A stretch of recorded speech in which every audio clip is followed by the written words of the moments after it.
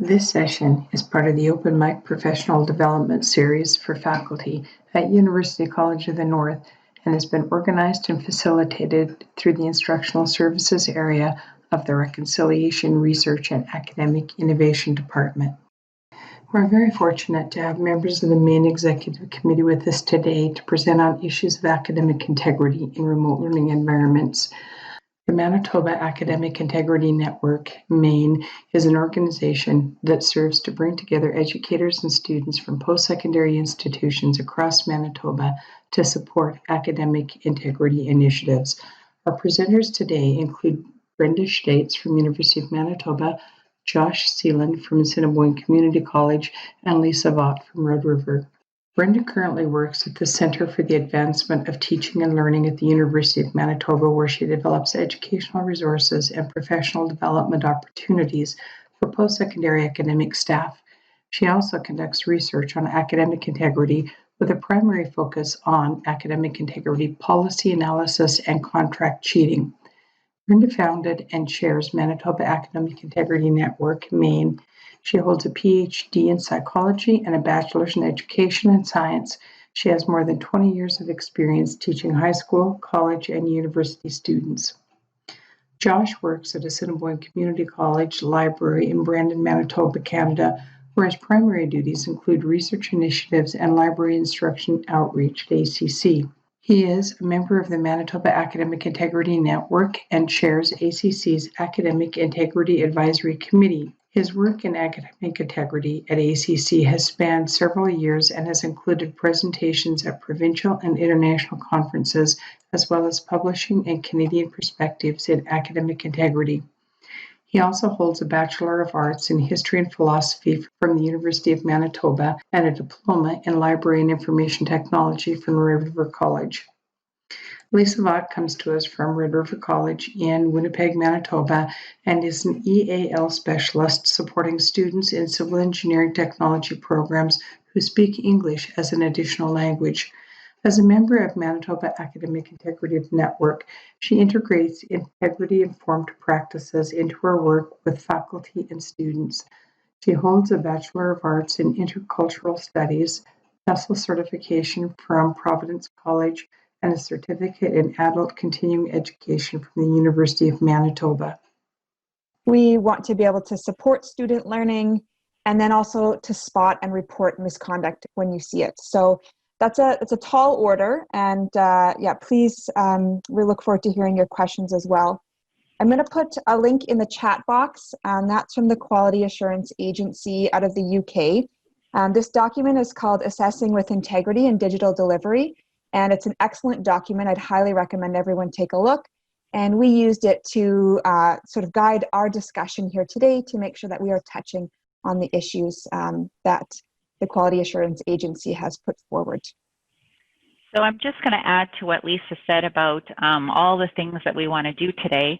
This is an entire research field and part of education, and there's a lot of information available beyond what we're going to have time to talk about today. So we are just giving you a small bit of information, and we hope that what it will do is help you to understand where else to look for other kinds of information and who to connect with in Manitoba and across the country. Josh? Hello. I haven't actually tested my audio or video yet, so hopefully everybody can see and hear me. I guess let me know in the chat or using a thumbs up or thumbs down if you can't. So we're going to move right into the education piece, specifically educating students about academic integrity. So if Brenda wants to advance to the next slide. For most of us, that begins with these 6 values of academic integrity that come to us from the International Center for Academic Integrity, or ICAI. And I know here at ACC we're members, U of M are members. I'm not sure about all the other Manitoba colleges and universities, but again, you can see the 6 values here on your screen. So for ourselves, we had our marketing department help us make these educational materials, and as such, they've aged a lot better than they would have had I designed them with no graphic design skills. And I would bring these with me all over the province to the various rotating sites and permanent campuses that ACC has. I think in one year there were up to 12, including 3 or 4 First Nations that I would bring these to, just to kind of put them up and keep that on people's radars. These can also obviously be embedded online, printed out, put in an LMS, whatever you like to do with them. And we've used them as discussion platforms with students, talking about how in their student roles, they can display these 6 values, but also we would say, look, as staff, in my case, or as faculty, as administration, or on an institutional level, how do we display these 6 values? A couple of specific things that we did in educating students. On the left here, this goes back to, I think, about 2017. And I remember that I presented this at the 2nd annual AIM meeting, which is the Academic Integrity Interinstitutional Meeting, and that's Maine's annual meeting. And this came about from going to the Cultural Center here at ACC, where they had the 7 sacred Indigenous teachings. And I just noted at that time that they were, for the bulk of them, exactly the same as the values of academic integrity. And that got me to thinking that these aren't some specialized thing for one school in one place. These are fairly universal and inclusive values. And I think all too often, what schools will do is they put these policies out as a divisive collection of opposing values, as a false dichotomy is what I said in 2018, and I still think that that's the case. But across time and space, if we just look at some of these icons for different cultures and religions on this map here, these are, again, a chance to do something, to use academic integrity as a bridging topic and to be inclusive. And we just have different icons here for, we've got the Prussian values, we've got the ancient Roman virtues, the Platonic values, the Khanda here for Sikhism, where there's 5 values, down here the Ankh of Hinduism, over here with Buddhism. I used a samurai mask for the Bushido code in Japan. And in particular, these 3 of the 6 values, again, those were just a chance to show that these aren't something that you just have to do as a student at any one school because of their terrible, draconian policy. These are just natural things that are going to help you in any field. To the right of that, we could go back to that slide. There we go. Is another approach that we've taken at ACC, just talking about credentials being representative and careers as pro-social. So with that activity, I would just show this slide and ask the students how many of them have seen that old series, Sons of Anarchy, and inevitably some of them will have seen it. And even if they hadn't seen it, some of them would be aware of different criminal underworld subcultures where they might have, patches or tattoos that they would have to earn that signify something to inside the group and something to outside the group. And just compare that to something like in the military context with George Patton here, that he would have had to attain this rank of general to get there, complete quite a bit of training, and these represent certain tasks that he has done. And then ask the students, well, how do students get to the graduation day where they've got their, diploma, their degree, whatever it might be, that these symbols should display skills that they have, knowledge that they've picked up, what they do, and essentially what they are. And then as careers as pro-social, maybe it's easier to college like ours where we have programs like, welding, automotive technicians, early childhood educators, healthcare aides and nurses, social service workers, future police officers, that there is actually a social danger to having people working in those fields who don't possess these skills. And as a humanities graduate, I know it would be a little bit harder for me to say, well, if people buy their English degree, really terrible things will happen. But that's up to each institution to talk about how that works with their credentials. And again, that's something that's just worked for us here at ACC, is talking about our programs, those careers being pro-social. So I just wanted to reiterate what Josh said about the importance of discussing academic integrity and focusing on academic integrity, because often we actually end up focusing on academic misconduct. And what I'm showing here is just a small collection of the various ways that we talk about academic misconduct. And if you compare that with, we have 6 values for academic integrity, but we have this entire collection of ways in which we talk about bad behavior and academic misconduct. And these are just some of the ways we talk about academic misconduct at our 3 institutions, at Red River and Assiniboine Community College and University of Manitoba. But there's a whole host of other ways in which academic misconduct are classified. Sarah Eaton and I have been working on a number of projects related to classifying and examining academic misconduct and academic integrity policies. And there's a lot of attention paid to academic misconduct and much less towards academic integrity and modeling the values or describing to students that the values of academic integrity are really important, and that's what they should strive for, as opposed to focusing on academic misconduct.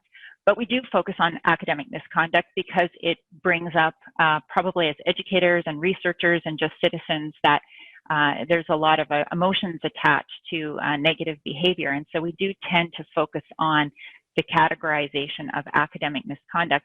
And we'll be guilty of that in this presentation as well, although we will try to focus on integrity. We also recognize that there is a need to understand academic misconduct and what we mean by that, so that we can be informed as educators when we walk into the classroom. And we know what our expectations are going to be, and then to be able to communicate that with students. So we will be spending quite a bit of time on the prevention of academic misconduct, but we also want to emphasize that promotion of academic integrity is equally, if not more important, when it comes to teaching, especially in the online environment, but in any kind of teaching and learning environment. So what is missing in this list is the specific mention of the category of contract cheating. And so I'll ask Lisa to talk a bit about this. Hi, yeah, so we've been doing some digging into contract cheating, the growing industry that's found online where students can find answers to their work. So some people are actually referring to contract cheating as assignment outsourcing. So getting us answers to assignments from other sources. And here on the screen, we've got 3 different images of 3 different types of websites that students could access. The one at the top that says pay for essay, I'd like a Canadian expert to write my essay for me. That's a pretty straightforward contract cheating website where I can put in my request. Maybe I want a PowerPoint presentation or a reflection paper. Here's my topic, here's how many pages I want it to be, and it will tally up a quote for me, and then I can go ahead and order it. So I think we tend to think of those types of sites as maybe just essay mills. They're just writing essays, but that's not the case. You can actually ask these people to do pretty much any type of assignment that you'd like. And then below that, you've got the Course Hero shot. And if you're not familiar with Course Hero, that's a file sharing website where a student could upload their coursework, their completed coursework, and in doing so, they would have access to another person's completed coursework. So it's like a one-for-one type of deal. And I've taken a screenshot here of Assiniboine Community College because it shows you under Browse Trending Documents, there's documents right there that students have submitted to courses, and it has their names, their courses, the instructors' names right on them. Students will upload that, and in doing so, they're getting something in return. So you can go and see, you know, what did someone submit in my course last term, and you can use that.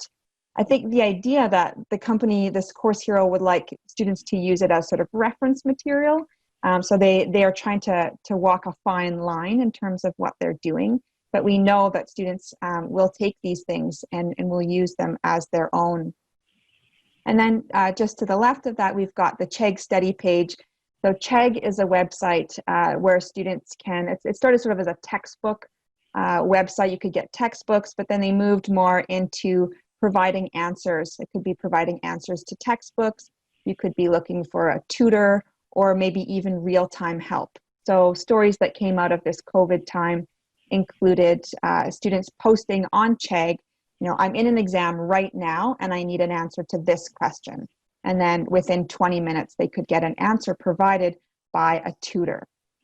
So when we think about contract cheating, and when we were on campus at the beginning of the year, Brenda, Josh, and I were talking about taking a move to block contract cheating websites on our college networks, knowing that that's not going to stop students from accessing any websites, but it does make a stand about how the institution feels about these websites and what kind of supports are actually available to students for free on campus. They don't have to pay and go online for these types of services.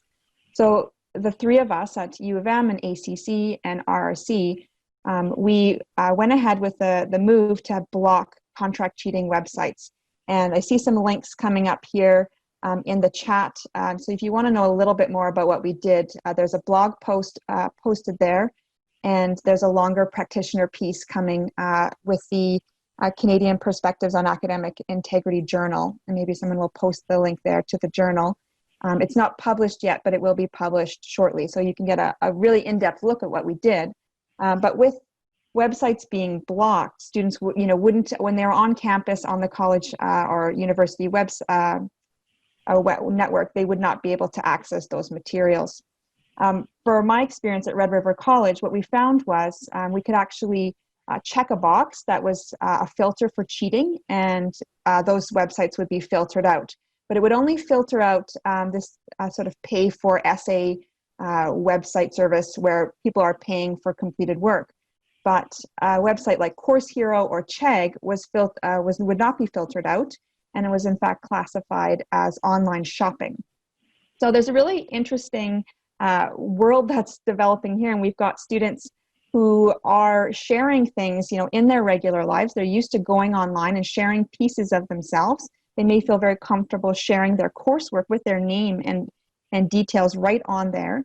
And they're not perhaps realizing that what they're doing is inappropriate, or if they're going and paying, here it says $14.95 for a membership to Chegg, they actually can access that type of service through their institution for free. I mean, a support tutoring service, not someone who provides the answers for them.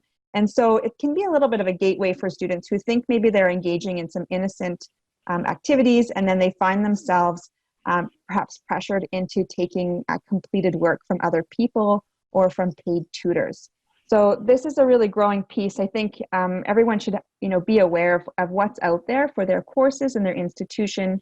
And we need to start really talking to students about the fact that these things are not suitable for students, and there's real consequences to students using services and engaging in contract cheating behaviors, and then to redirect students to the services we offer on our campuses. So for anybody that's followed the research in academic integrity for any length of time, you've likely heard that there's some studies that show that there's no difference in the rates of academic misconduct between in-class students and online/distance students. And in some cases that's been true, but applying that pre-existing research to what's currently going on and what we're in lots of cases planning for the fall, there's a few important contexts there to consider in the research. So if Brenda wants to advance to the next slide. So some of the things that we found in here, starting off right up here from Kidwell and Kent 2008 and Harris et al. 2019, that collusion, and collusion is kind of the opposite of collaboration. So this is working together when you're not supposed to or allowed to. That type of misconduct may be higher among in-class students. So one point with that is that it's maybe more the type of misconduct that's going to change between learning environments than the rate. So you might see in classes where everybody's together that they have pretty tight relationships and they're comfortable talking about committing academic misconduct together. Whereas in an online environment, because they don't know each other, maybe something like outsourcing is going to be bigger. So again, it's that rate may stay the same, but the type of misconduct might change. So here from ICE in 2014, on that study, they said that online students may be more skilled at academic writing or less likely to plagiarize. So one thing with that is that a lot of times online students are statistically older, which means they likely have more academic experience. So is it that they're studying online in that type of environment that makes them less likely to plagiarize or somehow magically more skilled in academic writing? Or is it just that they tend to be older when they sign up as students and come in with those skills? So down here, distance students are less swayed by external factors such as personal relationships and classroom dynamics. And that's consistent over 4 studies spanning 11 years. So that's pretty solid. And that's one important point here, is that the vast majority of the students during the pivot, so the start of this pandemic in March and April, these were not distance students who signed up for a distance class taught by a distance instructor designed to be delivered online by distance. These were people expecting to be in a class together, both students and faculty. So if there were sudden spikes in academic misconduct, it may have less to do with the learning environment than some of these studies may indicate. So again, that past research that we're looking at here, it may not be applicable to either that pivot time or if we're looking ahead to the fall. So over here, there's a baseline of unconditional cheaters, with the remainder of students being susceptible to a range of variable influences. And this comes from Corrigan Gibbs, 2015. So there are a small amount of students who will cheat and commit other types of academic misconduct, regardless of any improvements you might make, regardless of the learning environment. So we often see faculty taking it very personally when students do this in their class. It may not have anything to do with you. You could have the perfect environment, the perfect assessment set up, and there's still some people that are going to try to find a way around it that aren't interested in learning. There's all sorts of different factors that we'll look at. But the vast majority of students will benefit from you setting up an environment of integrity. And then last one on the slide here, the stress of living through a pandemic and the digital divide, from Highwell 2020. So that stress of living through a pandemic, that is a particularly powerful factor that I don't know has been studied in this context before. And in that same piece, when they talk about a digital divide, they're talking about not every student has access to technology to allow them to become an overnight distance student, nor does every faculty member have access to that technology, say if they live in a rural area, to be able to deliver online. So that was a special set of circumstances. If you want to advance to the next slide for us, Brenda. So a couple other things that we found in here. And it looks like we lost our citations, so I'll just tell you what they are in here because they're kind of smaller over here. So in the one study, and this comes from the Watson and Satil 2010 study down here, that women were more likely to make ethical decisions when it came to something like academic misconduct. The same study found that students who play sports, especially team sports, may make more unethical decisions, again, when it comes to academic integrity. And then the last one here, which comes from the other 2 studies, so Harris et al. 2019 and Kidwell and Ken 2008, that there were negative correlations between age, maturity, and certain life circumstances. And they specified things like being married and being financially independent from your parents, and instances of cheating. So we did a faculty consultation last week here at ACC on academic integrity, and overwhelmingly, our faculty said that they do find that age is a factor in the fact that the younger students will often commit more academic misconduct, but they didn't find any difference in between male and female students. But the question I have with this one here is that does one trump the other? Meaning that if you have a group of younger female students and a group of older male students, do the statistically unethical males eventually, because of their age, does that outweigh it? Does their age outweigh, say, their gender likelihood to make unethical decisions when it comes to academic misconduct? So I found that pretty interesting. So just to add to what Josh said, having experienced teaching in a number of different contexts with a number of different ages of students, I've come across several instances where older or more mature women in a class often take on a role of mother hen. And in doing so, they have admitted that they have facilitated academic misconduct as well. So there's a number of things going on in a classroom and with students and student dynamics, and whether or not we will see those kinds of dynamics in an online environment now that we're in this situation is yet to be determined. But now, with people being in separate homes and doing their studying there, we might find that some of those factors are either no longer part of the equation, or they interact differently with other variables. Okay, so in the work I do, it's primarily working with students, and an EAL specialist is English as an additional language specialist.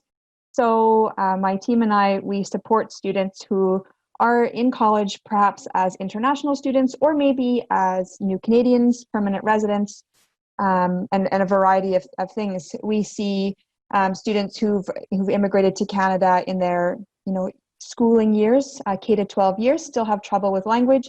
And we see students coming in as adults, either young adults or older adults, and they're struggling with language. So the things that you see on your screen are obviously issues that many students are dealing with, especially during the pivot. We can add all kinds of other interesting challenges for those who, had children or other people in the home to care for and are trying to complete their studies, and also to help their family members or other people in the home.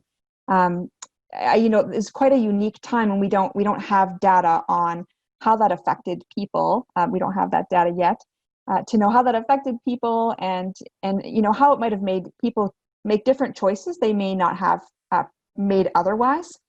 The last point here, the struggle to keep up when a student's first language is not English. That's the piece that I know all too well.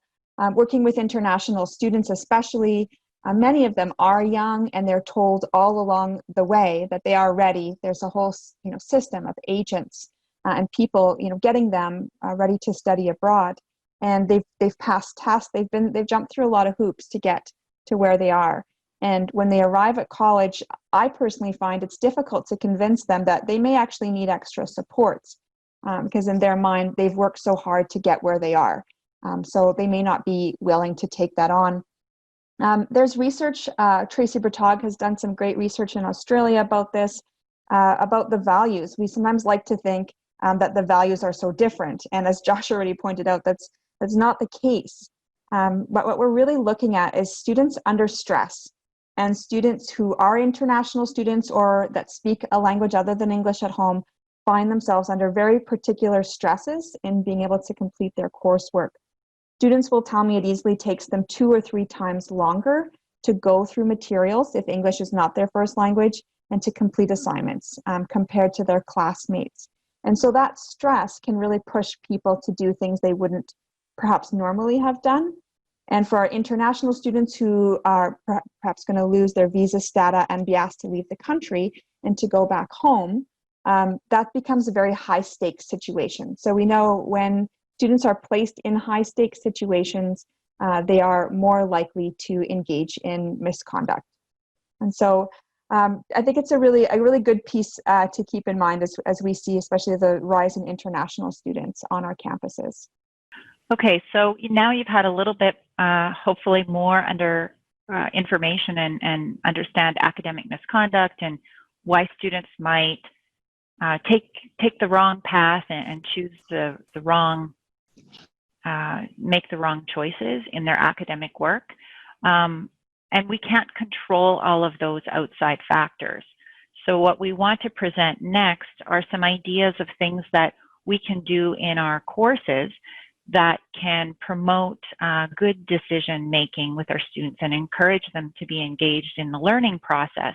If they're engaged in the learning process, they're much more likely to avoid taking shortcuts or being tempted to cheat because they're doing the learning. So what we'd like to do now is talk about some of those ways in which you can incorporate, positive ideas or positive values into your courses, and then focus on those aspects rather than making the assumption that students are just going to make the wrong choice and cheat.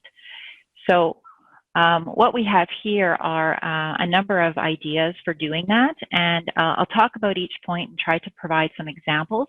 Of course, many of these ideas can be used or were used in face-to-face learning environments, and they can be adapted and transferred into your online or remote course.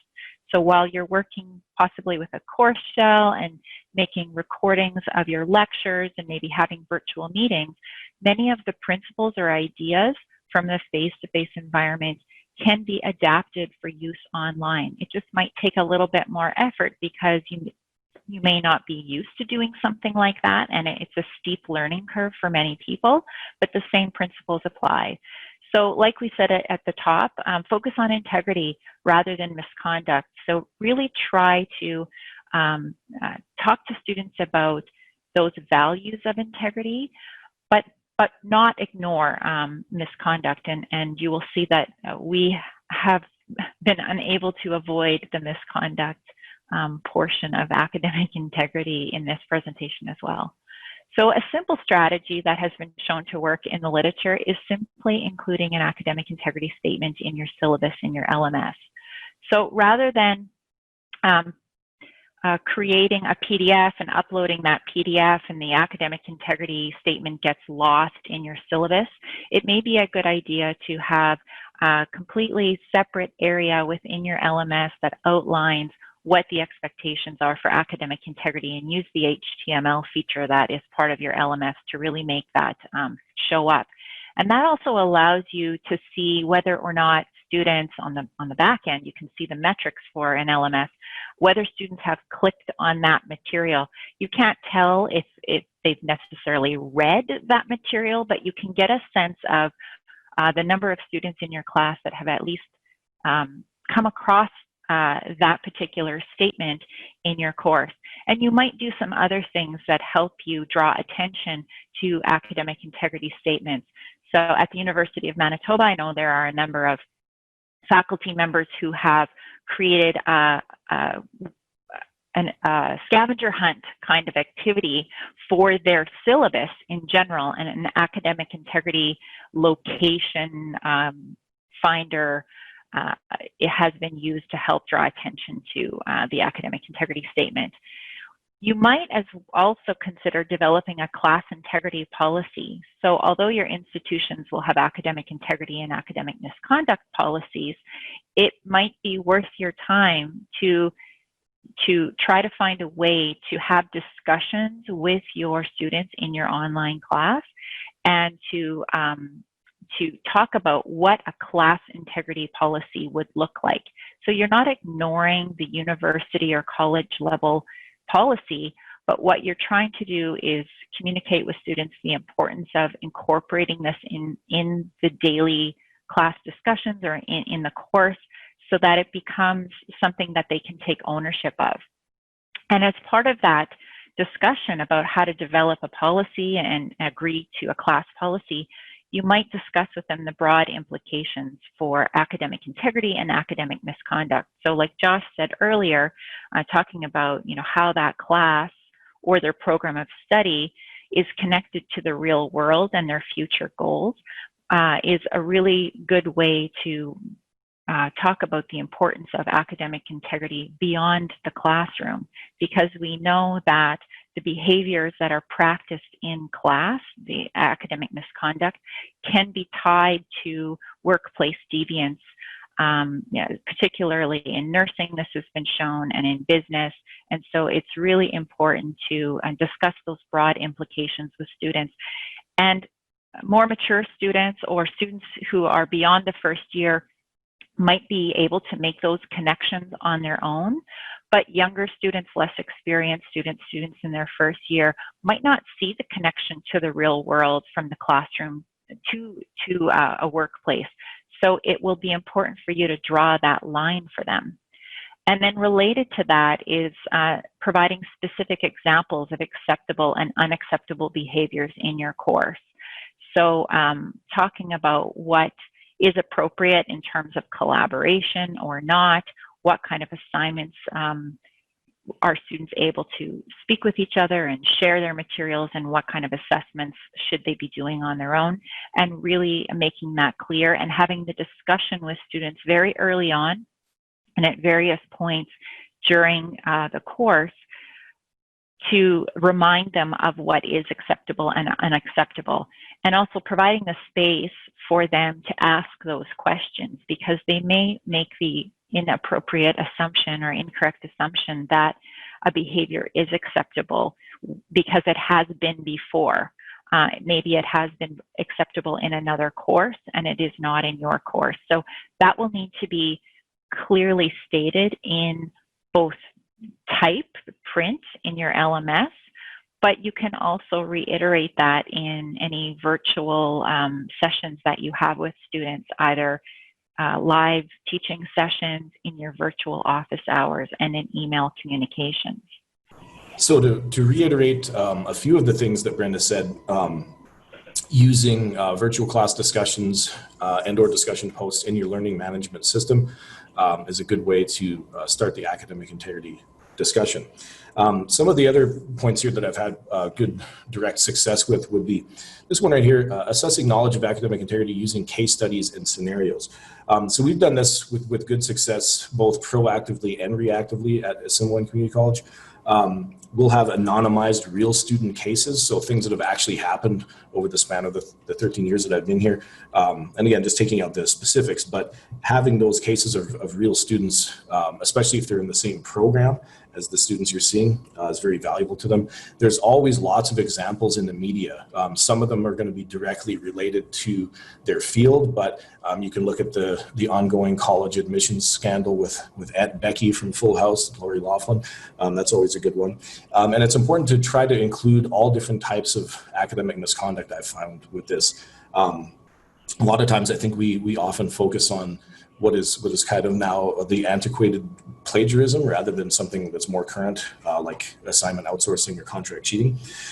When we did this with students, what I'll have them do is I'll bring a copy of the existing college policy, and we'll go through these case studies and they give them an opportunity to analyze and interpret these cases. And as Brenda said, giving examples of what students can and should do and guidance on best practices is important. And there's the citation down here, it's from Sutton and Taylor 2011. I can't recommend this article enough, talking about confusion about collusion. But a couple examples I can give you that have worked for us is giving them a good case and a bad case based on very similar situations. So one would be having some students that are going to be writing an exam, getting together, showing each other flashcards to memorize something like anatomy and physiology terminology, and just saying, look, that's, they go and write their exam, that's okay. And then giving another one where, say, they have some kind of plan to send each other signals in the classes. And we've had that, an elaborate, almost a new version of sign language, hand signals being used in classes. So anonymizing those and putting them there as examples. And another good one we have is one student accessing help from an actual staff member who's trained to know the difference between helping a student improve their skills so they can do their assignments on their own and somebody just doing it for them. Right. So the other case would be they go to an outside tutor who's being paid and they eventually just get them to do their assignments for them and hand those in and just see the differences in the policies between those two. So we can't emphasize that enough to any of you faculty out there, that don't assume that your students are going to have the same definition of something like plagiarism as you do. We've had plenty of students that have their entire assignment consisted of quotes. There's not a single bit of their own writing in there, but it's all cited properly. There's references. So in the traditional definition of the word plagiarism, it's not plagiarized. There just happens to be no original thought in there or no learning going on at all. And that, again, that Sutton and Taylor piece, they talk about really delineating the line between where collaboration ends and collusion begins in group assignments, because you can't expect your students to have the same definition as you do with these types of things. So I'm just going to talk a little bit about the image that you see on the screen. This is a screenshot of a course, an LMS course that we've created at the University of Manitoba. Similar things could be created elsewhere. This course is in our LMS. We use Brightspace by D2L, and it's available to instructors. And what instructors will find in this particular course are resources that they can use. They can adapt them for their own courses, for their own LMS course shell. And we have a collection of discussion posts that can be used to spark discussion with students about academic integrity and academic misconduct. In this particular resource, there are 23 different ideas for discussion posts that instructors can choose from. We don't recommend going through all 23 unless there's a lot of time devoted to this, but as a starting point for how do you begin the academic integrity discussion, if you've never made time and space for it in your course, you might be wondering how you might do this and where to get started. So this resource was designed for those instructors who are just looking for one way to get the discussion going with their students in the online space. Here's another way to spark discussion.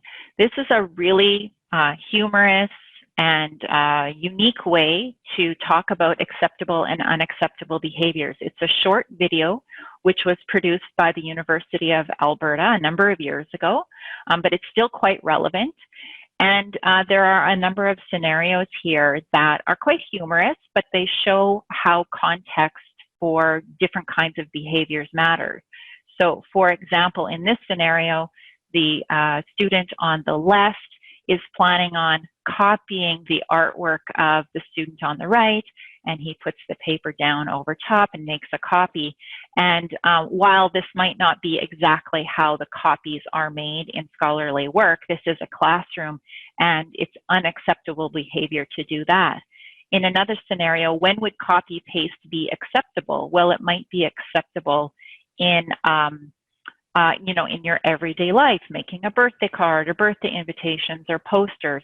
It's a non-academic and non-commercial activity. And so it's important to talk to students about the same behaviors, or what looks like the same behaviors are often unacceptable in our scholarly activities, but they're acceptable in our real everyday life.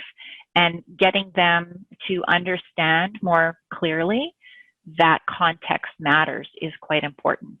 So that leads us to some other practical, hopefully practical ideas for promoting academic integrity in your remote and online courses. So while these are important in face-to-face, they may need to be planned more deliberately in your remote and online courses. So an important aspect of academic integrity and promoting it and reducing misconduct is to build a good, solid, honest, trusting, respectful relationship with your students. There is quite a bit of work to show that a good teacher-student relationship can be very helpful for facilitating learning in students. And so if they're learning, one could logically see that they'd be less likely to engage in academic misconduct. This doesn't mean that you need to be a popular teacher. Sometimes there's the concern that it's a popularity contest, particularly with student evaluations. While that, you know, that is one concern that people have, and it can enter the learning space, it's more important to establish trust and honesty and respect, and that goes beyond liking. So how might you do that? There are a couple of ideas, and they can be fairly simple. It doesn't require necessarily entertaining your students, but establishing a clear communication plan. So making sure that you have contact virtually with your students on a regular basis so that they know that you are there. So you can do this through virtual office hours, and many of our institutions have provided us with platforms that we can do that. Of course, there's always the good old telephone for instances when internet is down and we're struggling with connecting in the virtual world. And of course, email. So in the past, what I've done, and I've done this since I've taught high school many years ago, was to make sure that I had regular email communication with students. And I tried to do this on a weekly basis. So this did two things. One, it helped me to manage my time in terms of planning and communicating with students. But from the student side, I used it as an opportunity to make a connection, just say hello, remind students of what the coursework was up to that point and how to prepare for the next week. So it kept me on track, and it helped keep the students on track as well. And it was a time management strategy, which is one of the factors in academic misconduct that Lisa talked about earlier. Be present in your course. So this means simply being in the course and showing in your LMS and online, and continually showing students that there is some activity, that you haven't just planned the course, put it all in your LMS, and then forgotten about it. It's really important to communicate in some way to students that you are there, even though they can't necessarily see you face to face. And so that might look different. A couple of ideas are simply just to be online. A lot of platforms communicate to other people through a simple dot, or that a green dot that you're available. That is one way to show that you're present online, but continually adding resources or adding to discussion posts, some sort of messaging to students that you are invested in the course and you are expecting them to be invested as well. Model desired behavior. So in a face-to-face course, this might look like, you know, being respectful face-to-face. When you have slides, you show your source material as well, your citing and referencing, and you can do the same thing in your online learning environment, making sure that you are citing your sources if that's an expectation that you have for students, that you are modeling that same behavior. And of course, modeling trust and honesty and communication and all the behaviors you expect your students to also show. Be predictable and follow through. So this can be part of your communication plan.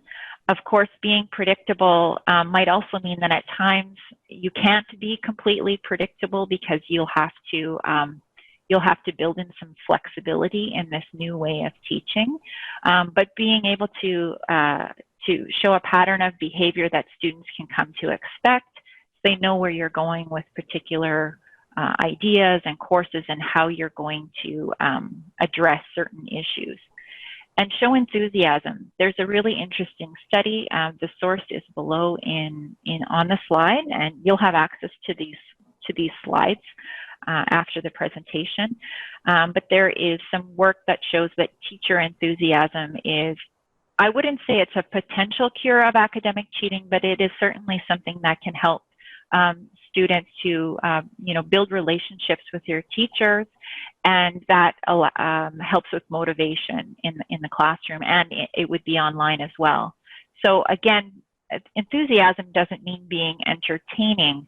You can show your enthusiasm by being prepared, developing your online presence as much as you can, and making sure that students understand that you are passionate about teaching, you're excited to be able to facilitate their learning, and that you are there if they have any difficulties with the course, and that you can be approached if they encounter some difficulties.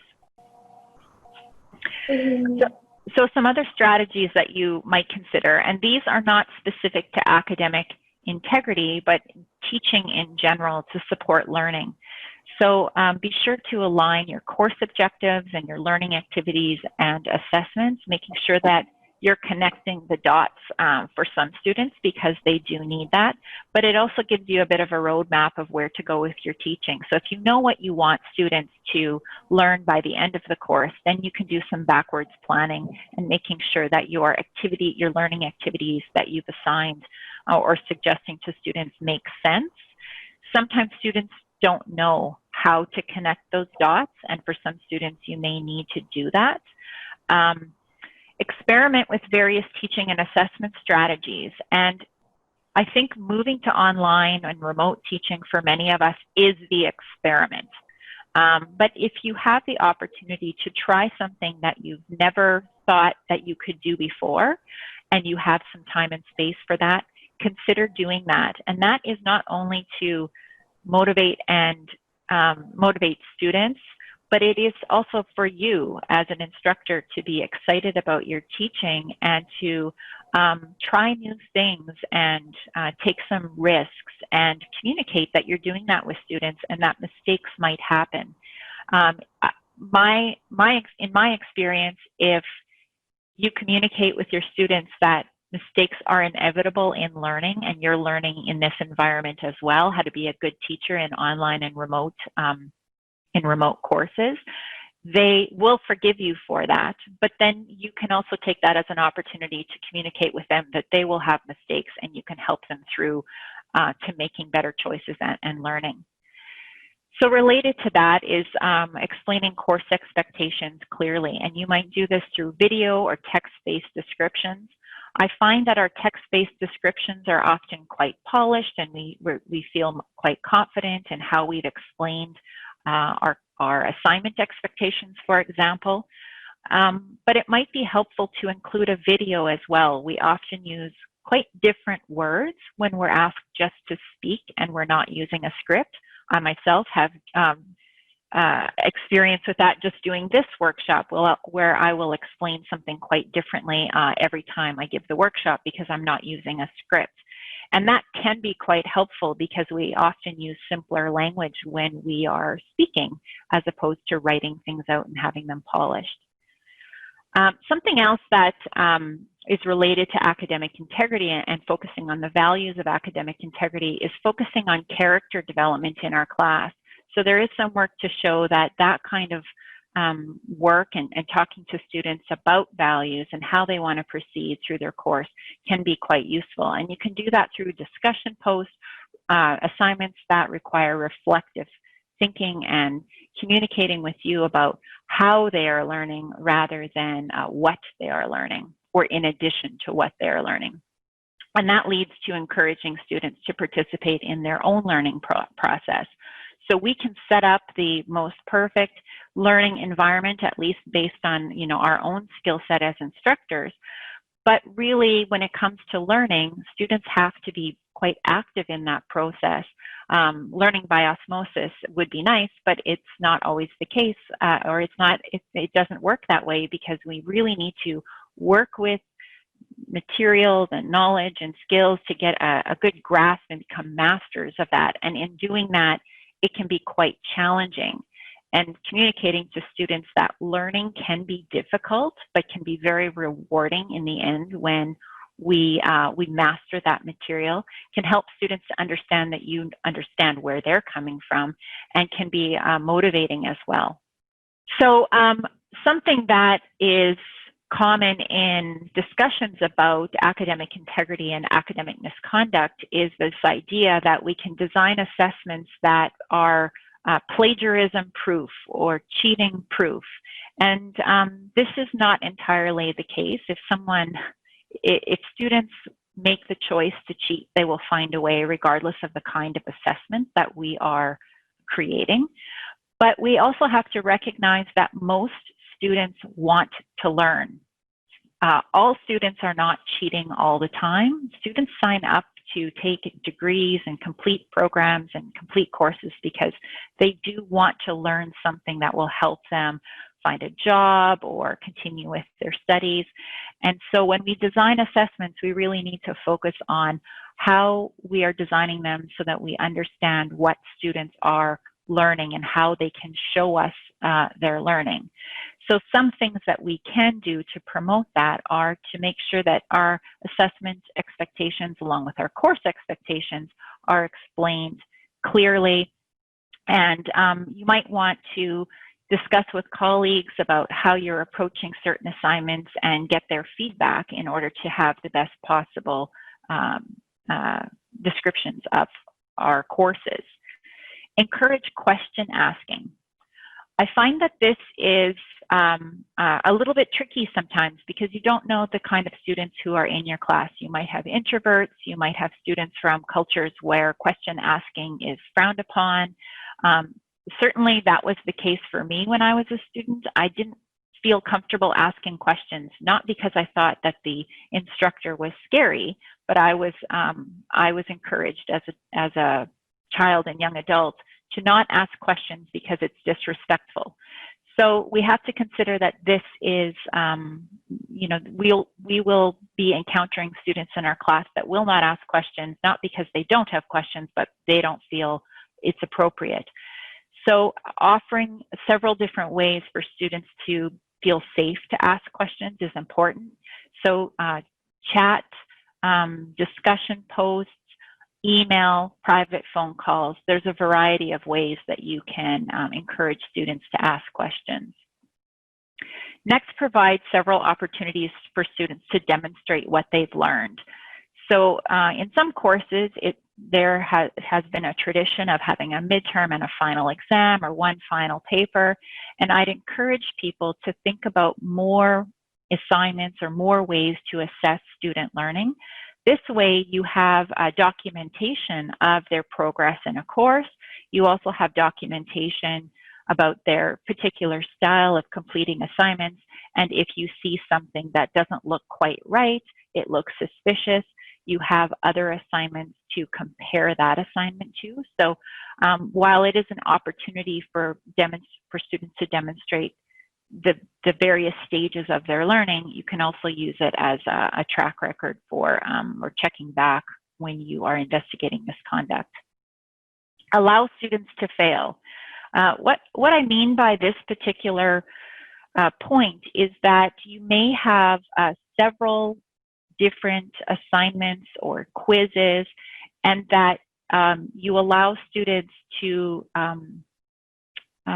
fail some of those, or not be fully prepared, or not even turn in some of those assignments because you decide that you might choose the best or the top 8 out of 10 for a particular assignment, a type of assignment. So if you have 10 quizzes in a course, you might require students to only do 8, that sort of thing. And that way, if students are unable to be fully prepared for 1 or 2 assignments and they're not quite able to get them in at the level that they want, they might choose simply not to do it. Or they might, and hopefully, if they are deciding not to do it, it's because they've also decided they're not going to cheat on something and not turn in something that they have cheated on.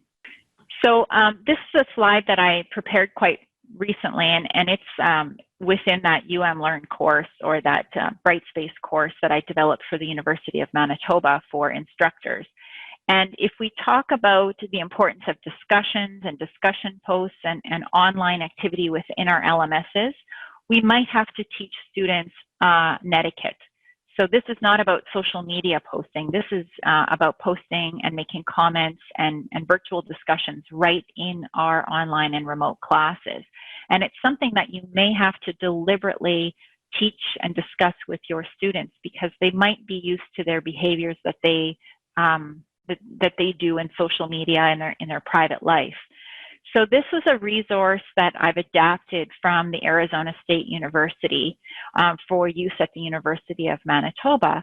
And there's really only 4 main areas, 4 rules. Asking students to be scholarly in their discussion posts and their question asking in our online and remote courses.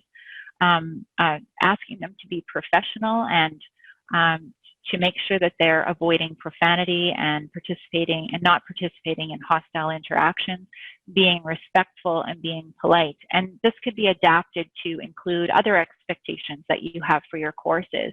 And it is a practical way to encourage respectful behavior in your course, and will remind students about the importance of academic integrity in your course.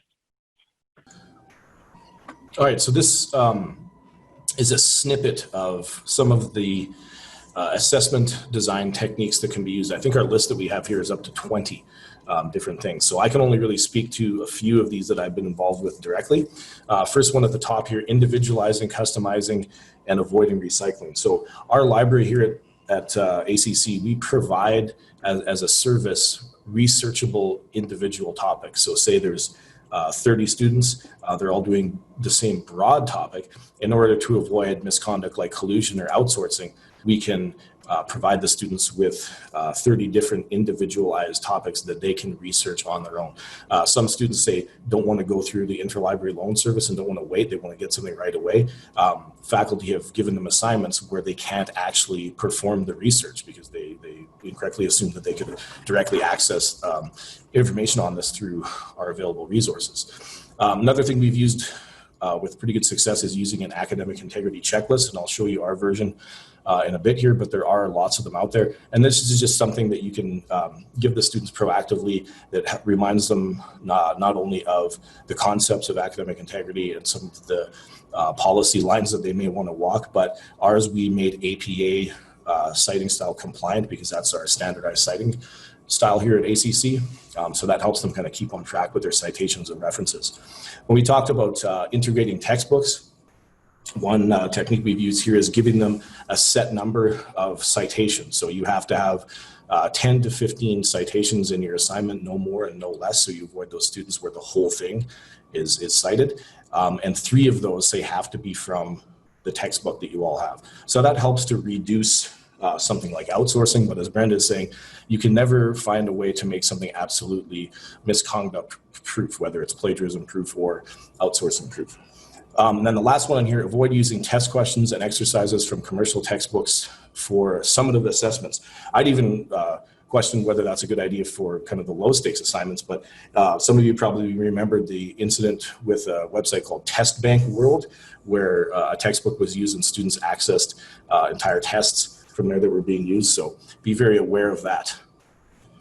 We could go to the next slide here, Brenda. Sure, Josh, I will move to the next slide in a moment.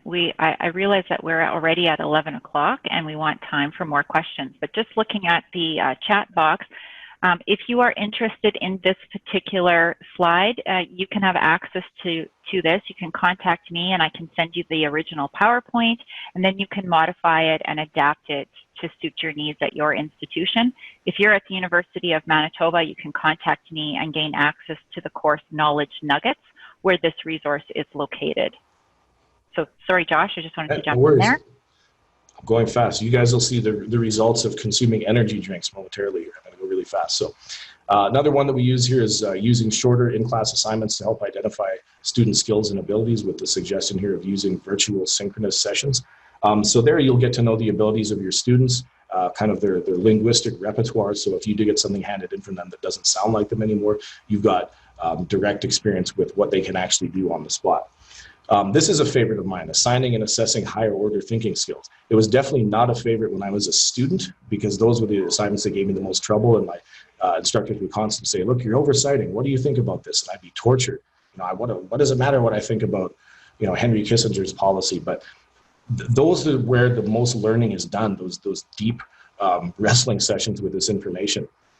Is assigning higher order thinking skills. So if you're just defining something, that's the kind of stuff students can find, will access on Google and hand into you with little to no learning at all.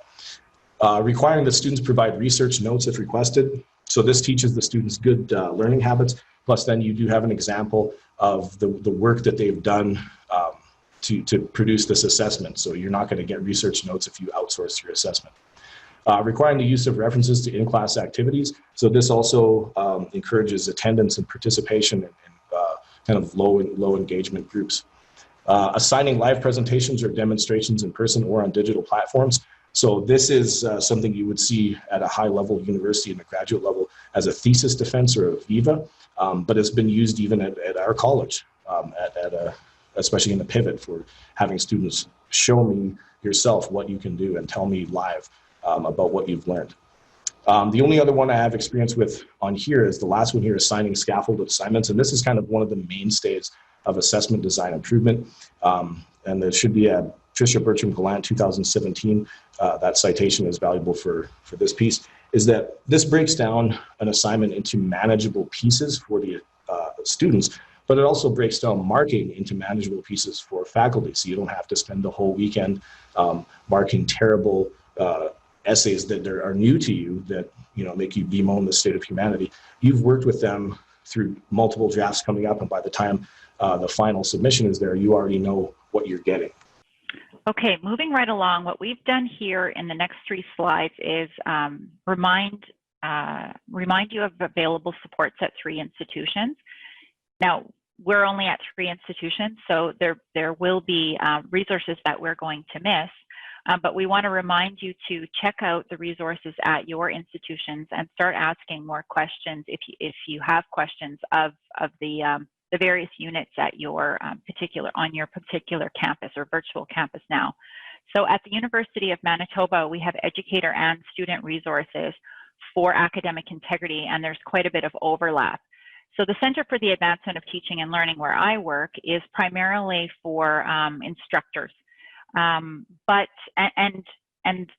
the kinds of resources range from helping you to align your course objectives with your learning activities and your assessments and getting ideas for that, and then very specifically on how to have those discussions with students about academic integrity. We have an academic integrity website that's available for educators and students. At the University of Manitoba, it was newly drafted and newly revamped. Libraries is an excellent resource for academic integrity related activities. And then student affairs is often thought of as a student resource. But I want to highlight that student advocacy and case management is an excellent resource for people at the University of Manitoba, and I believe that UCN faculty can also access this support.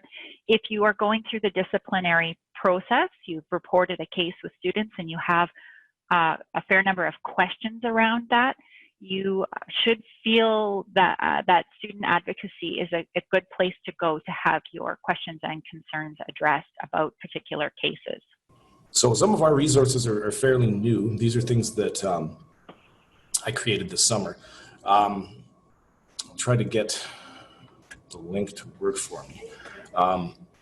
Actually, looking at the time, I probably won't even bother opening them, but I'll just tell you about them. So we use the Library Guides platform because that's something we can edit ourselves through the library rather than going on the institutional website.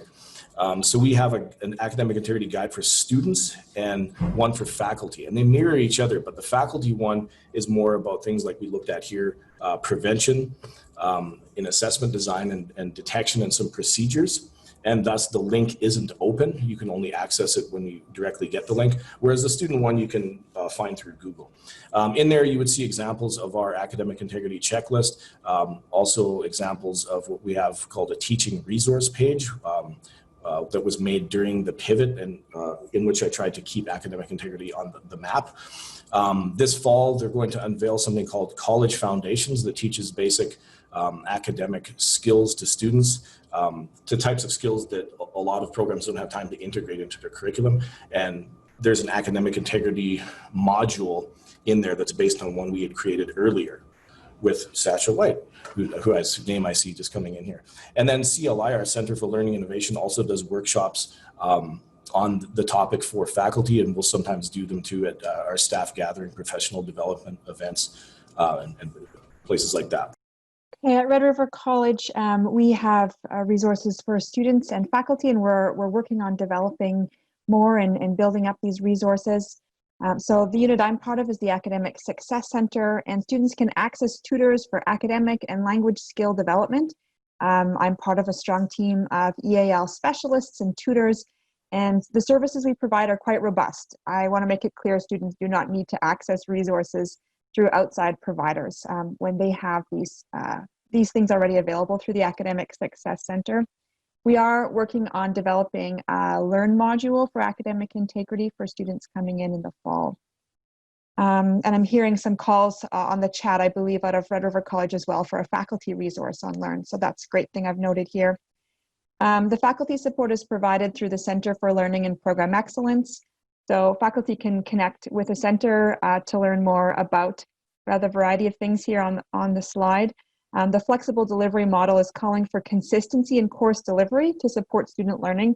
And that's really important because students are going to be finding a lot of different expectations coming at them. So the more that faculty can do to align those expectations, it will make it easier for students to navigate their way through the courses.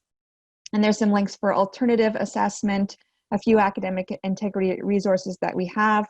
And you can request a teaching and learning consultation as well. And I believe we're sharing these slides, so you'll be able to have access to these links. All right, so quickly into a section about spotting and reporting academic misconduct. This isn't something that people are going to walk away from and immediately become experts, nor do I claim to be an expert in any of these things, but it gives you a research overview, and again, we have the references at the end for those that are wanting to check into this on their own. So one trick that a lot of people use, we've had success with here, is checking the metadata of electronic submissions. The most common example will be if you right-click a Word file and then go into the Properties tab, you can get author names, who has edited it, when the last time it was edited, and how long things have been edited for. And we've had success with that here. There's a discussion about how effective that may be between all students. The next one down talks about limiting student access to marked assessments and instead giving feedback by video. So we've had some instructors that hand back marked assessments, which within 5 minutes then end up on a site like Course Hero and are shared by many different people and recycled that way. So that's a piece of good practice to watch out for. During the pivot, there's been some talk of using IP address analysis as a way to detect misconduct. And there's some questions as to how reliable that is. So we've had dozens to hundreds of students apparently at some schools submitting assessments that have the same IP address. But from what I'm understanding, it's kind of hard to make a solid verification on how accurate that is when you account for, say, people living as roommates or in the same residence, or maybe using public internet access in a library or a coffee shop or something like that. And it hadn't been written into any policies or procedures, hence me putting our fairness poster on the side here to keep that in mind as we go through some of these options. So Paradata, and you can see the citation here for that one, is one method of assessment security that's being used, within which there's something called stylometrics that's emerging, which is essentially a writing style analysis. So an attempt at automating what you as faculty members do, looking at something and realizing that the voice and the kind of level of language is changing. And then there's another specific one in here called cheater detection, which apparently analyzes the distance between the answers and the time of the answers. So say you had 100 people writing a test and 10 of them constantly had this exact same answer at the exact same time. So that's part of the Paradata field. So lockdown browsers, our LMS, Moodle has one built into it. Respondus Monitor is another widely used one. So it locks down a browser to prevent users from going to different websites and printing things and screen sharing. There's one called Trust-Based E-Assessment System for Learning. They really wanted to use the TESLA acronym. The citation for Miller's study is in here. That's a really good one. And again, the full reference is in our slides, which also falls within electronic detection of cheating and other types of misconduct. Text matching software, most people are probably familiar with. So Turnitin would be a big one. Urkind is one we subscribed to recently at ACC. So there's a lot of training that's required with that to make accurate analysis. And these companies themselves will tell you they don't promise plagiarism proof assignments. It just helps you match some text. So there's that could be a whole workshop on its own, honestly. Online proctoring is probably the other really big one in here. It can be either monitored by a human on the other end, or artificial intelligence, and or biometrics. And there's a couple studies in here that they talk about. This study right here, Alessio et al. 2017, they found that using online proctoring negatively impacted online test grades more than lockdown browser software. And I found that interesting. Is that the goal? You want people to get lower test grades? And a really good piece in Inside Higher Ed by Flaherty 2020 talks about some of the issues in use during the pivot. So when we're talking about pivot here, we're talking about the mass migration online during the months of March and April in 2020. So you can see some of the things that came up with accessibility, cost, training, reliability, exam, stress, privacy, all sorts of concerns. This is a really good piece. So that's what I have direct experience with from that slide. Again, I apologize we have to go so fast, but the references are there. So what I would like to add to what Josh said is perhaps the best technology is you for understanding whether or not students' assignments are not their own. So this requires that you need to have quite a bit of information about their learning process so that you can see the patterns in their learning, and then you can see the deviations from that pattern of learning that belongs to that student. So I'll just add that point. So in general, when you're reporting, I can't say that I understand the academic integrity reporting and investigation process for all institutions, but generally speaking, the pattern for this process is that you would identify the grounds for academic misconduct, and it is your responsibility to document what you see and then report that on to a department head. Sometimes you can deal with it yourself if you're at an institution that allows that in their policy and procedures. Some part of that documentation and investigation on your part is as the instructor is to speak to your students about how they felt about a particular assignment in order to gain some more information about whether or not they were engaging in academic misconduct.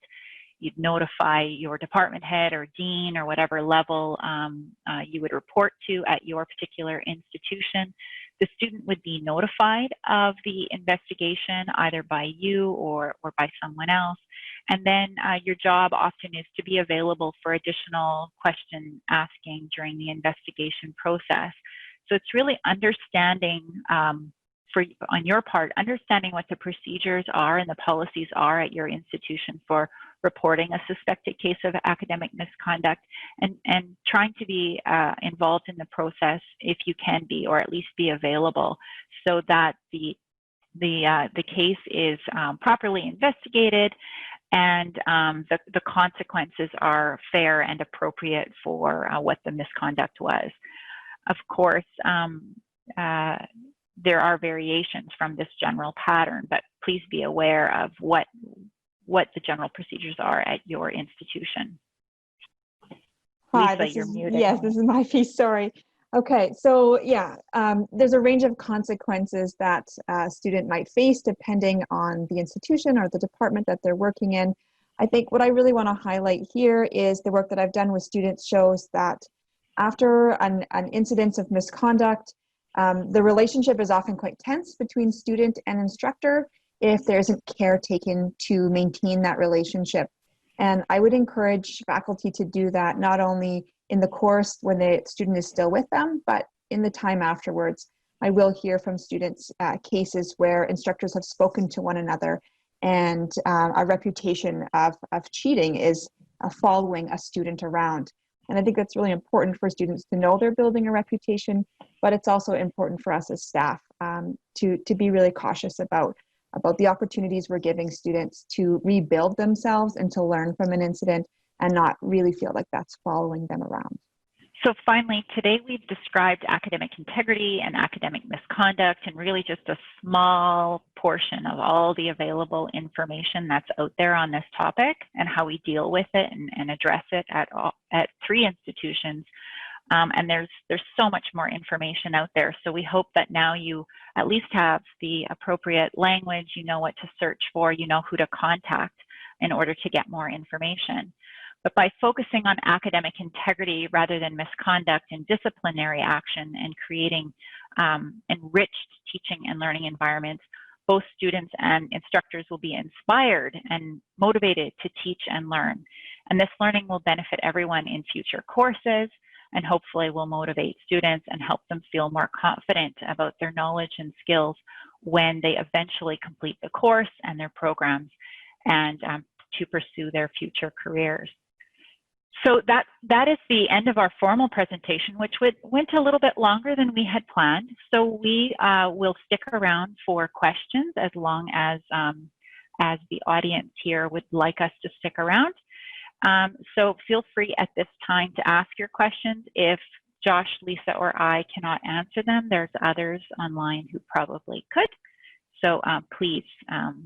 I just want to jump in very quickly here. Brenda, some people have to leave and they're asking about access to the recordings. Did you want to address that just very quickly before we lose people? Sure. We plan to make this recording available and to include our contact information on the Manitoba Academic Integrity website, which we can send that link to you as well. So feel free to contact us and we'll try to find a way to send out that information. I don't have that link with me. If I go to it now, you're going to see my internet browser and everything. So I won't be able to find that. But it is the Manitoba Academic Integrity Network. That should help you find our website in Google. Thank you. And I just want to do a shout out here. I've been trying to follow in the discussion and the chat box, and thank you so much for the moderators who have stepped in, Paul and Josh, Lisa, for picking up the questions. I believe most of them have been answered, and there was a lot of rich dialogue. I just wanted to thank Claudius, who's brought up a number of points around internationalization. Sarah talked about situational ethics and the study from McCabe. Mariah on the cultural values, differences in worldviews regarding integrity. Fatima, who's gone, talked about the authenticity. And we got into a broader discussion then on the levels and roles of responsibility for academic integrity, not just the instructor. So I just wanted to say thanks to those of you who brought these forward, and please feel free now at this point to jump in if the questions weren't answered in the chat box. Hello, this is Keith Hyde. I'm work at UCN with Tara Lynn, and thank you for that very informative discussion. I was just wondering, how do your institutions respond to the use of Course Hero or OneClass? Is this something that you just advise individual instructors, from time to time, go up there and make sure you don't have any, any of your test materials or notes that you don't want up there? Or do you have people who actually, from other departments who look at that regularly and then inform professors or instructors if material has gone up there without their notice? I can only partially address that question. I think this is a relatively, Course Hero's been around for a while, and Chegg is sort of the newer company to emerge, at least to my knowledge. What we were doing at the University of Manitoba was we were blocking access to these sites, which obviously doesn't work on campuses anymore. To my knowledge, we don't have anybody monitoring these. I think there was an interesting post in the chat where if we subscribe ourselves to these companies, they're making money, and we're sort of helping them on their way and making money. So in order to see some of these documents online, we have to have subscriptions ourselves to get access to those. But you can do those searches without a subscription as well, although I've done so many searches now that I'm no longer able to access the search function on these websites anymore for University of Manitoba related material.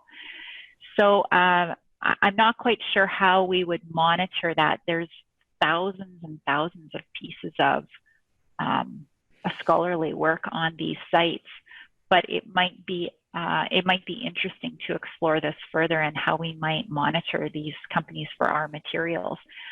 Certainly we can, when we spot these materials that belong to us as instructors, we can make the request for these companies to take down the material. Sometimes it's difficult if the document doesn't have our name on it, or we can't otherwise prove that it belongs to us and it's our copyright. So that's all. If anybody else has something to add to that discussion, please feel free to jump in. Hi, at ACC, I think Josh would tell you that we have a varied approach. I know that he is vigilant and informs faculty members and departments when he finds ACC materials on one of these sites. For myself, I include a grounding in how this technology works in orientation and PD. I do with faculty members. I run orientation and preparatory programs for students at ACC.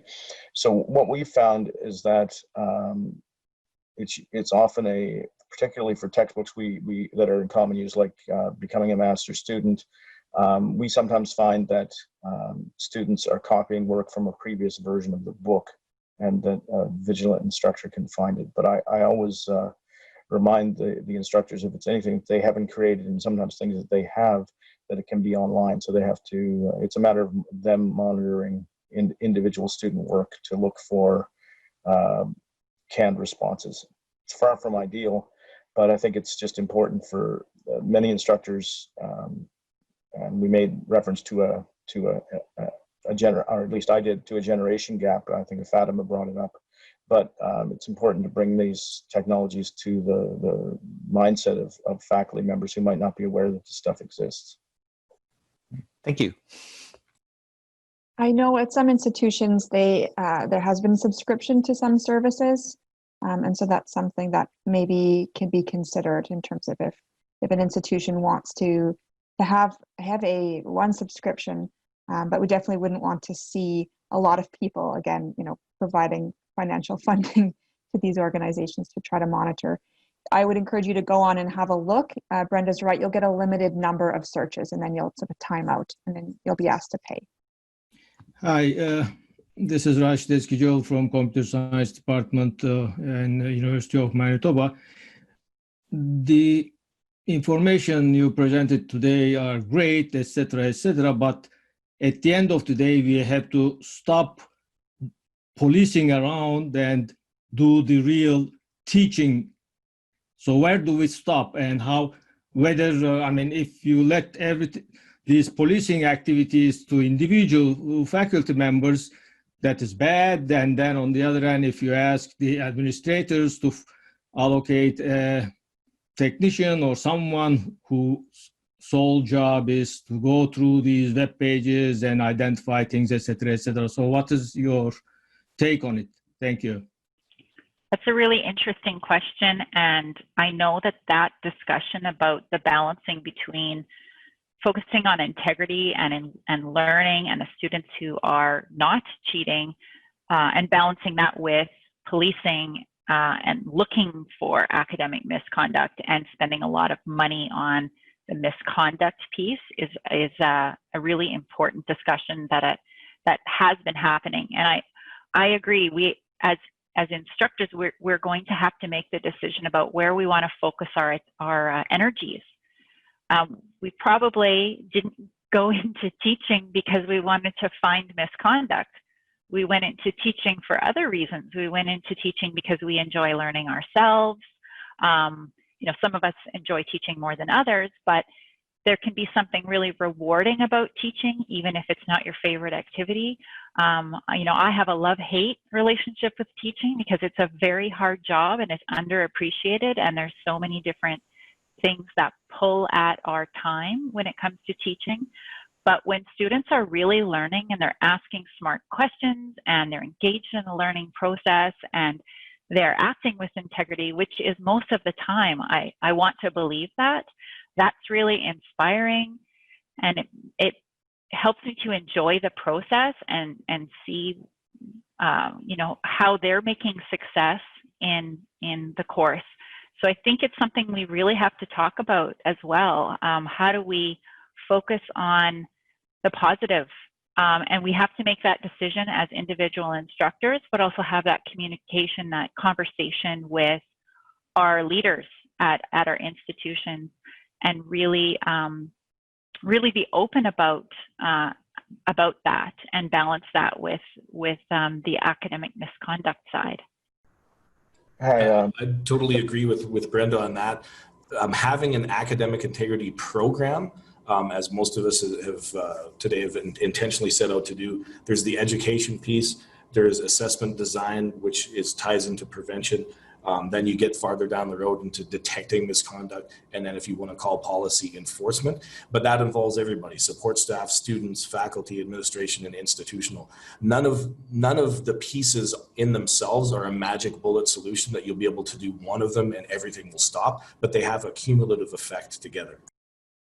Yeah, I just wanted to say, policing cheating is a losing battle. It leads to an us versus them situation where as soon as faculty members or institutions come up with some method to detect and prevent cheating, some student or now company will come up with a hack to defeat it.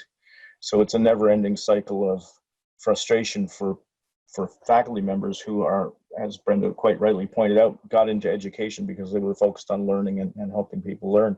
So I think we really have to emphasize the focus on community and relationship building with students and teaching students what it means to be ethical and why learning is important. And Josh, just to go back to one thing you said earlier in the presentation, you couldn't, think of a good reason why it's a bad idea if a liberal arts or humanities student cheats on their degree. Well, when the populace is undereducated, you get things like Donald Trump. I have a controversial comment thing. Sometimes I feel that the students I teach third-year courses on some technical material, etc., and I usually ask them to go and search the web, Google it, etc., and then sometimes they come up with great solutions. The only missing thing is that they didn't cite that they borrowed that idea, etc. But sometimes using these approaches would help the student learn, because they would have to know what they are searching. They would have to know where to search, how to search, and find the relationship between the problem in hand and the applicability of the solutions they find. So I don't know, maybe I'm wrong, but sometimes forcing them to search might be useful at times.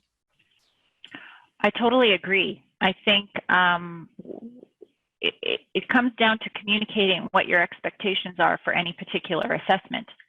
So what you're describing is a specific goal you have in mind for students, that searching for information and then using that information to solve a problem is the learning goal.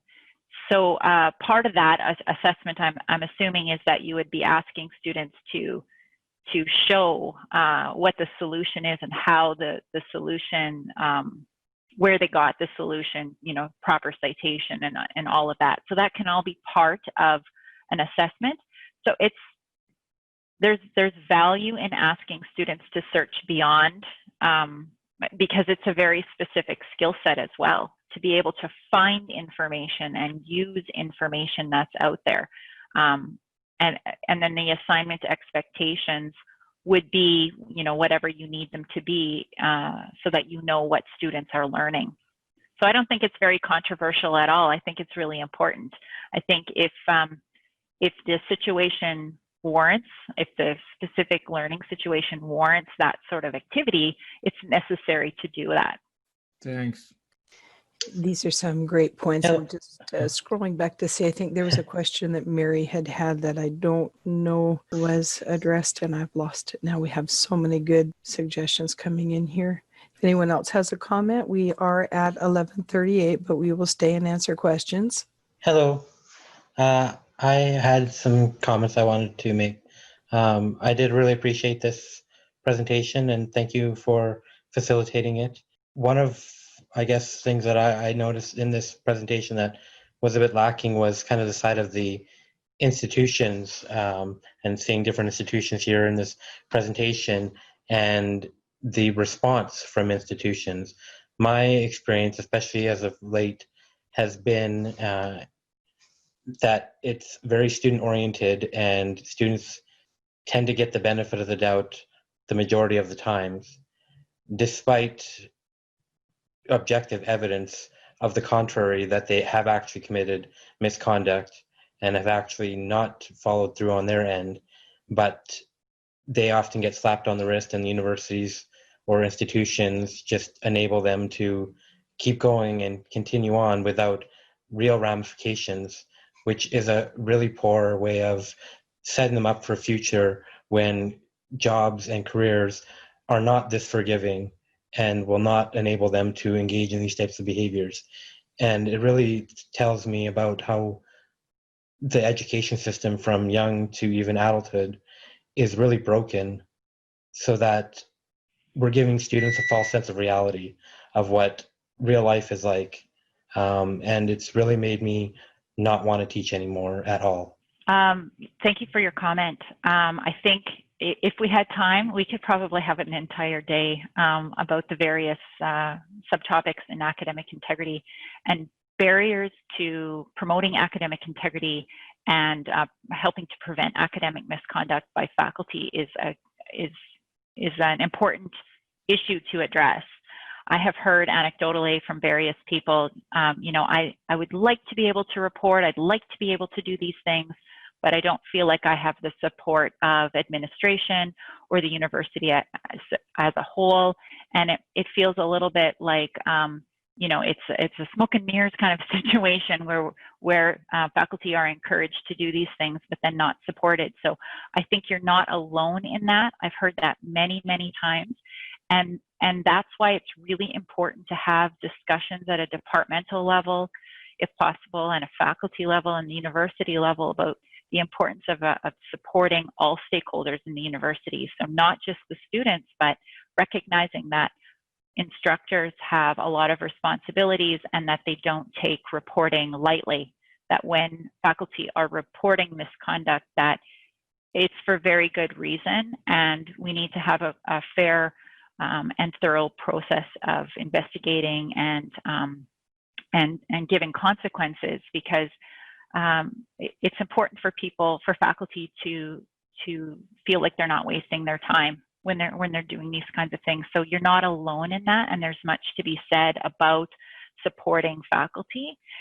From my personal experience, I know that as a K-12 teacher, that was my first career, and then approaching K-12 to talk about academic integrity at that level, that there is, depending on who you talk to, there's quite a bit of resistance in even acknowledging that academic integrity and academic misconduct are important things to talk about and to foster academic integrity in high school students. So I have had principals say to me, academic integrity is not something that we have to worry about because our students are just becoming scholars at this level. And I think that's unfortunate, because having that sort of mindset actually puts students at a disadvantage as they want to move forward, either in work or in education. So we need the discussion at all levels, and I'm just saying that, and that's not actually helping the situation, but it is trying to have more people understand that the conversations need to be had, and it's quite important to have the courage to have those conversations, and courage being one of the values of academic integrity. So just know that you're not alone in that concern.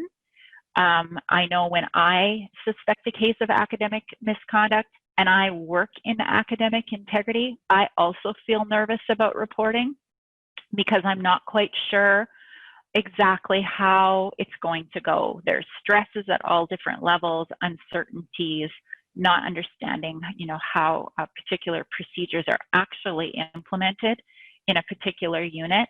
And especially if you're a sessional instructor who teaches at multiple institutions and in multiple departments, the actual procedures might differ, even though there's one set of common procedures at a higher level. So it's really worth having the conversation with deans and department heads and your colleagues about how to approach certain situations. Thank you so much, Brenda, and also the resources that you presented, Paul, as well, because I know that I'm not alone in this, and again, anecdotally, from speaking to a lot of colleagues and their own personal experiences, and even on this chat, talking to some individuals here that I have never even met, but the similar experiences and the low percentage of reporting that I know was happening, and even through the link that you sent there, Paul, that's happening because it's sort of we're deterred on our end from maintaining this integrity, because the institutions sort of loosely kind of slap on the wrist or don't even deal with it. And I know from my current situation, I'm still dealing with some academic misconduct cases, and and through conversations or through emails, it's kind of been slipped out that, oh, due to COVID, that it's pretty much, we're not going to do anything, because any stress that the student's having must be all due to COVID. So it's okay that they can, lie, cheat, steal, or do whatever which to me just sends a really horrible message, because their behavior is their behavior regardless of any global pandemic that's happening. That's just how they're going to be. And even from some of the comments people are making in the chat, that how far is this going to continue for these individuals? Will it go into their career? Are these the type of people that are going to step on someone else to get a position and backstab somebody to achieve something? And as you said from your experiences, Brenda, that it's so undermined in K-12, and we now have a system where we have these adults that have extremely poor coping skills. And when they hear the word no, they break down. It doesn't matter if they're an A+ student or a D student. The times that I've said no to students, most times they cannot handle it. They break down and they try and either get some other resource or do something. And it really leaves such a sour taste in my mouth, because I spend a lot of time nurturing with my students and getting to know all of them. Even online, I know all my students and who they are right now teaching. And to see that happening, it really disappoints me, because they're coming from a system that's just broken in general. And and I know some of the comments were about international students. I feel that's local students even more so, and Canadian students, because we come in a system of so much independence and yes all the time, and that no fail policies and so forth, that they really don't learn proper failure, or how to hear no, or how to deal with things. And there's an expectation on them to just get, and that's not how life works. That's not how reality works. That's not how COVID has been working either. And so it's just something that I know we don't have full time to address this, but it's why I want to be part of this conversation. I taught this morning, that's why I was late for this meeting, but I was glad to be able to make it as one of the 300, because I really wanted to just say this, because I've just been really upset with my institution, especially as of late, but even over the years, I've just been more outspoken about it recently. Well, thank you for sharing that. I think what your concerns are and your frustrations are, you're not alone in it. But sometimes in academic integrity work, we do seem like we're sort of an island unto ourselves, and this is a concern that we really have to deal with privately. But conversations are important, so thank you. Yeah, I think it's really important that we share that. I believe that, and more so, I'm coming to believe that we should be focusing on integrity teaching rather than simply academic integrity, because integrity is a life skill. And it's because of frustration with rampant cheating that was just described by the last speaker that I actually got involved in researching academic integrity back in 2006. And what we found was that it wasn't all of the students, but it was a lot of students who were, cheating, getting a slap on the wrist, and then it wasn't being documented. So they do it again and again and again. And it was conversations between instructors in different classes that finally led the particular institution I was at to develop a confidential reporting system that would flag to the dean or the chair that this student had been actually caught cheating multiple times, so that it wouldn't be considered a one-off, and then they were given another chance. But yeah, it's tremendously frustrating when you're trying to do your best for your students and the cheaters seem to be being rewarded. And it's also highly counterproductive, because other students see that, and then students who might not be thinking about cheating are actually tempted because they see other people getting away with it. So it's a really negative situation all the way around. This is Janet at UCN, and I would also like to just put in a word saying I have been proved wrong when I accused a student of academic misconduct. And we do have to be prepared to go to that place. When I was at SAIT, we used to do random spot checks while students were writing their exams and see if they'd gone into their course materials. And we just did it occasionally, and we accused a student of going into her course materials during her exam, which is expressly prohibited. And so we had an academic misconduct hearing and queried her about it and talked to her, and she was absolutely convincing in her sincerity that she did not do that. And I mean, we were in the back door. We could see she had been in the course materials. And all of a sudden, we sat in our little office and talked about it after the hearing and said, we had told her, well, we have to discuss this, and thought and thought and thought. She was in BC. She was in her course materials an hour before her exam.